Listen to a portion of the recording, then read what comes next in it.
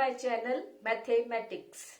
So now today we are going to do assertion and reason questions which are in continuation of the video which I uploaded yesterday.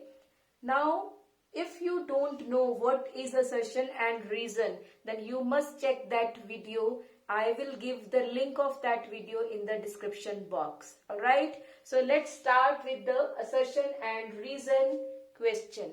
So here, first of all, one statement is given to you, assertion. This is a composite number. So now we have to check that is this number a composite number or not. So how to do this? Let's start. So let us write the number 47 multiply 19 multiply 11 plus 19. Now if I have to check a number is a composite number or not, then how will we check? Yes, we have to check that is that number have more than 2 factors. If that number has more than 2 factors, then it will be composite, otherwise not composite. So we have to check the factors, the number of factors.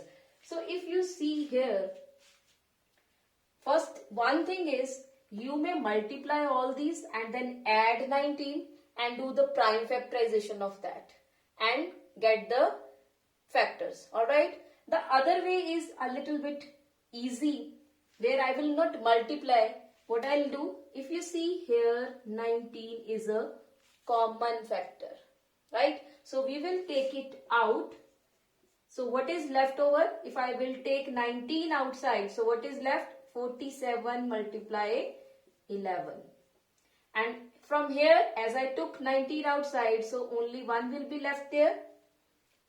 So now we will multiply this 19, 47 multiplied by 11 will be 517 plus 1. So what I got here, 19 multiplied by 518. Right? So if you see, whatever this number will become after multiplication and adding 19 is a number which will, this number will be divisible by that number. 1 will also be there, with which this whole number, whatever this number will come out, will be divisible. So what I got, 1 as well as this number, whatever this number is, and 19 and 518. Even if we will do the prime factorization of 518, we will get more. So what we have to find out, we have to check only more than 2, right? We got 1, 2, 3, 4, even more. So what can we say? That this is a composite number. Composite number. So what can we say about assertion? That assertion is a true statement, right? Assertion is a true statement.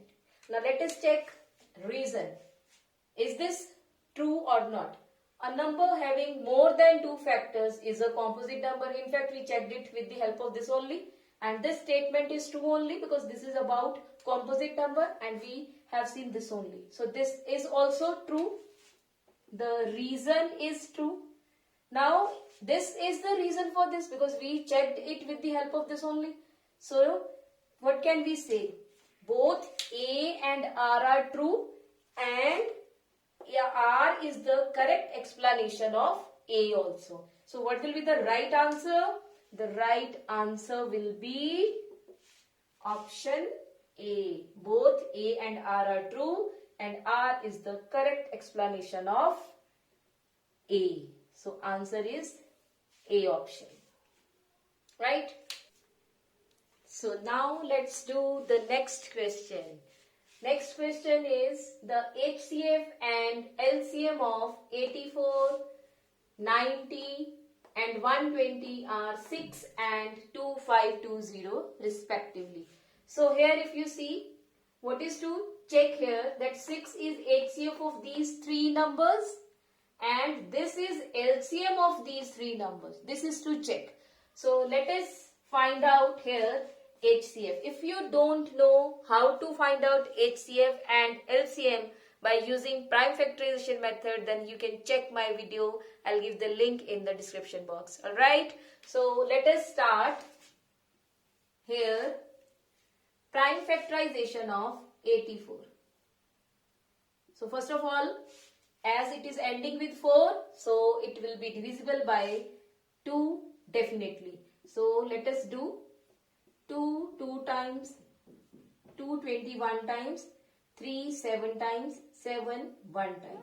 So 84 has prime factors. 2 times is coming. So let's write here 2 square into 3 into 7.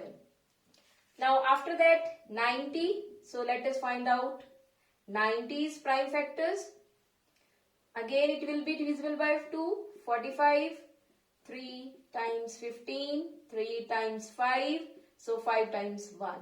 So 90 has prime factors. 2 multiply how many times? 3? 2 times. Right? So after that 120. 2 60 times. 2 30 times. 2 15 times. 3 5 times. And 5 1 time. So what are we getting here? 120's factors are 2 raised to power 3, because 3 times 2 is coming, into 3 into 5. Now as we know that HCF is nothing but product of least powers of common factors. So first of all, let us write down here the common factors. So common factors are 2 is here in all the 3 numbers. So let us write here 2. Then 3 is also present. 7 is here not. So it will not come. 5 is here, but here it is not. So we will write here 2 and 3. Now let us check the least power of 2. If you see here, power 2 is there, here 1, here 3. So what is the least? 1. So it will come. So let's see power of 3. 3 power 1, 3 power 2 and 3 power 1. So out of 1 and 2 power, 1 is the least one. So this is the highest common factor. Right? So this is correct that the HCF is 6. Now let us check LCM. We have already the prime factorization. So what will we do here for LCM? What is to do for LCM? If you know that LCM is what? Product of the greatest powers of the factors, not common factors, factors, whatever the factors are there. We have to take the greatest powers of that, and then we have to take product of that. So LCM, to write down LCM, first of all, whatever the factors are there, let us write. If you see 2 is involved there, 3 is involved there, 5 is there, and 7 is also there. Now out of this, here power 2 is there, here power 1 is there, here 3. Which is the most greatest one? 2, 3 and 1 out of this? 3. So here power 3 will come. Let me write it with different color so that it will be visible. Right? Now 3, if you see here power 1 is there, 2 and 1. So out of these 2 is greatest. So let us write here 2. 5, if you see power 1 is there only. So it will come here. 7, if you see only 1 time is there. So this will come only. Right? So this will be the LCM of 84, 90 and 120. So let us check what is coming. If you see, it's coming 8, yes, 2520. Right? So it is coming here 2520, which was given here. Right? So it means, what did we get here? That the assertion is a true statement. Assertion is a true statement. Now let us check the reason. for any three positive integers, HCF multiply LCM is equal to product of the numbers. Is this statement true? No, this statement is not true. What is the reason here? What is the reason here? If you see here, the numbers are 3. But this formula is applicable only if there are two positive integers. Right? So it means this statement, reason statement, is false. This is what? False. Due to this. So, if you see, assertion is true and reason is false. So, what will be the answer? Answer will be C option. Answer will be C option. Right? Now, let us discuss next question, third question. So here the assertion is given to us, 18 raised to power n will end with digit 0, where n is a natural number. So n is given to you, a natural number, and we have to check the truthfulness of this statement. So what is to do? First of all, here 18 is given to you, 18.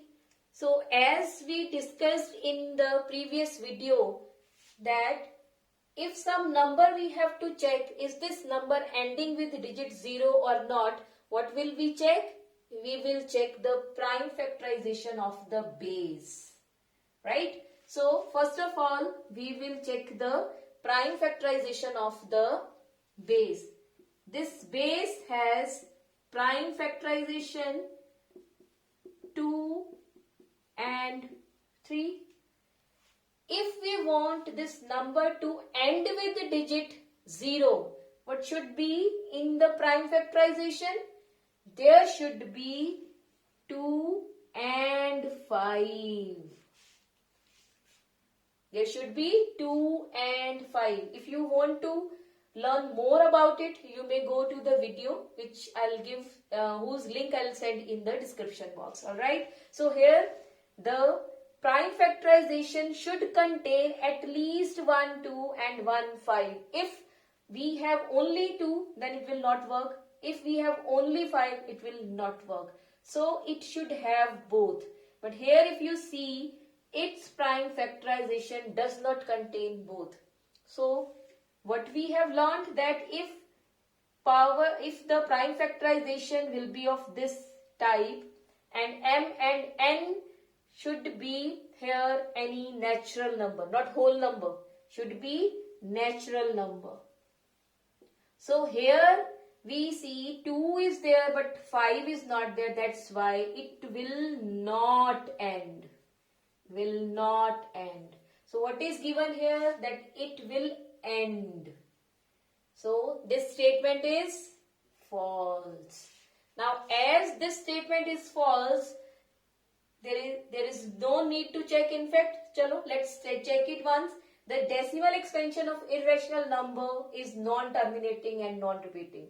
You know this statement is true because this is the decimal expansion of irrational numbers. So this is true statement. So what will be the right answer? The right answer will be D option. Now I hope you understood well how we have to deal these types of questions. Now in the next video, I will discuss case study problems. Till then, happy mathematics. Thank you.